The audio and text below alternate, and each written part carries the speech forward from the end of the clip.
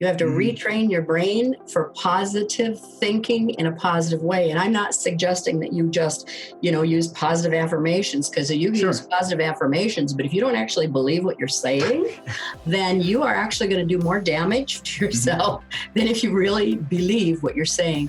So choose something about yourself that you can believe in. For instance, I know my business. I am knowledgeable in my field.